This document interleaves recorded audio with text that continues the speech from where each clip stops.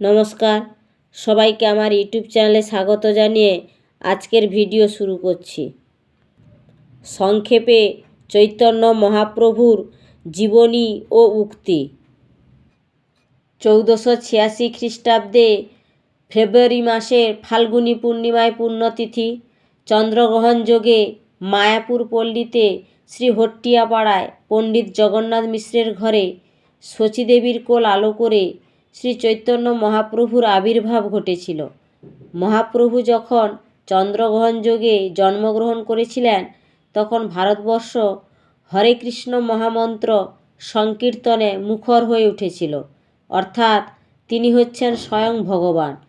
প্রেম ভক্তি শিক্ষা দেওয়ার জন্য তিনি ভক্তরূপে এই ধরাধামে আবির্ভূত হয়েছেন। তাঁর মাতা শচীদেবী ছোটবেলায় তাকে নিমাই বলে ডাকতেন।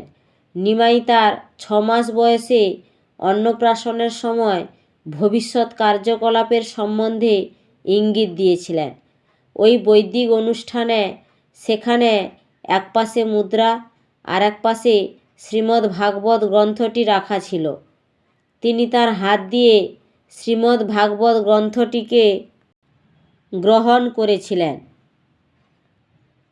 শচীদেবীর পিতা অর্থাৎ নিমাইয়ের দাদু বিখ্যাত পণ্ডিত তথা জ্যোতিষী ছিলেন। তিনি নিমাইয়ের ভাগ্য গণনা করে বলেছিলেন, এই শিশু ধর্মজগতের এক মহাপুরুষ হবে। সত্যি ঠিক তাই হয়েছিল।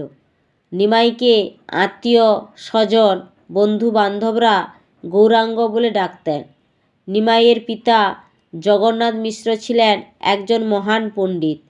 ছোটবেলায় নিমাই খুব দুষ্টু স্বভাবের ছিলেন, তাই পিতামাতা সেই দুষ্টু নিমাইকে শিক্ষালাভের জন্য নবদ্বীপের এক টোলে ভর্তি করে দিয়েছিলেন। সেখানে নিমাই গঙ্গাদাস, বিষ্ণুদাস ও সুদর্শন এই 3 পণ্ডিতের সাহচর্যে বিদ্যালাভ করেন। তিনি ব্যাকরণ গ্রন্থ, দর্শন, ন্যায়, অলঙ্কার প্রভৃতি শাস্ত্রে পাণ্ডিত্য অর্জন করেন। তারপর এক টোল খুলে নিজে ছাত্রছাত্রীদের বিদ্যা শিক্ষা দিতেন। নিমাই পণ্ডিত নামে সকলের কাছে তিনি পরিচিত হলেন। নিমাই পণ্ডিতের প্রথম স্ত্রী শ্রীমতী লক্ষ্মীপ্রিয়া দেবী ছিলেন। অল্প বয়সে সাপের কামড়ে তিনি পরলোক গমন করেন। এরপর নিমাই মায়ের অনুরোধে দ্বিতীয়বার বিবাহ করেন শ্রীমতী বিষ্ণুপ্রিয়া দেবীর সঙ্গে। বিষ্ণুপ্রিয়া দেবীর সঙ্গে তিনি বিবাহ বন্ধনে আবদ্ধ হলেও সংসার বন্ধনে বেশি দিন তিনি আবদ্ধ থাকেননি। মাত্র 24 বছর যখন নিমাইয়ের বয়স, তখন বিষ্ণুপ্রিয়া দেবীর বয়স ছিল মাত্র 16 বছর। 24 বছর বয়স পর্যন্ত তিনি নবদ্বীপে শৈশব ও গার্হস্থ্য লীলাবিলাস করেন। এরপর সেই বছরই অর্থাৎ 24 বছর বয়সে গৃহত্যাগ করে সন্ন্যাস ধর্ম গ্রহণ করেন। কেশব ভারতীর কাছে সন্ন্যাস দীক্ষা গ্রহণ করেন। এরপর তিনি তাঁর শিষ্যদের নিয়ে বিভিন্ন জায়গায় ভ্রমণ করে শ্রীমদ্ ভাগবতের বাণী প্রচার করতেন ও হরিনাম সংকীর্তন করতেন। শ্রীকৃষ্ণ চৈতন্য নাম নিয়ে এভাবে ভক্তদের সঙ্গে হরিনাম প্রচার করতেন বিভিন্ন স্থানে।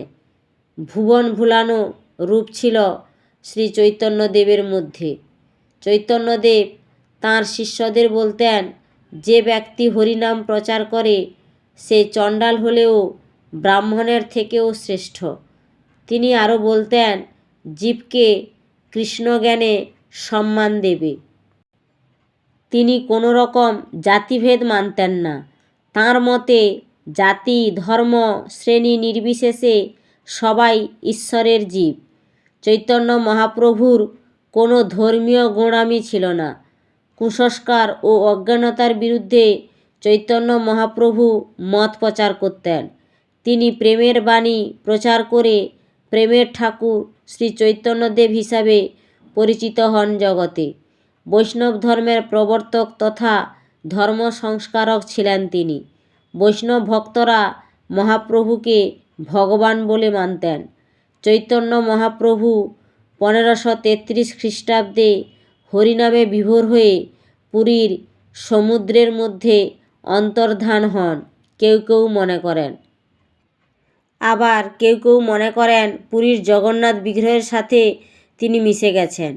যাই হোক, তিনি 48 বছর পর্যন্ত প্রকট থেকে তাঁর অপ্রাকৃত লীলাবিলাস করে গেছেন। আজও ভক্তগণ শ্রদ্ধার সঙ্গে চৈতন্য মহাপ্রভুকে নাম সংকীর্তনের মাধ্যমে স্মরণ করে চলেছেন। পরমেশ্বর ভগবানের ভক্তরূপ শ্রী চৈতন্য মহাপ্রভু তথা ভক্তদের জয় হোক। আপন চরিত্র মাধুর্যে শ্রী চৈতন্যদেব ভগবান তুল্য মহামানবে পরিণত হয়েছেন। শ্রী চৈতন্য মহাপ্রভুর জীবনীয় উক্তি আপনাদের ভালো লেগে থাকলে একটি লাইক দেবেন, আপনজনদের শেয়ার করে দেবেন। সবাই চৈতন্য মহাপ্রভুর কৃপায় ভালো থাকুন, সুস্থ থাকুন। নতুন যারা দেখছেন সাবস্ক্রাইব করে পাশে থাকবেন।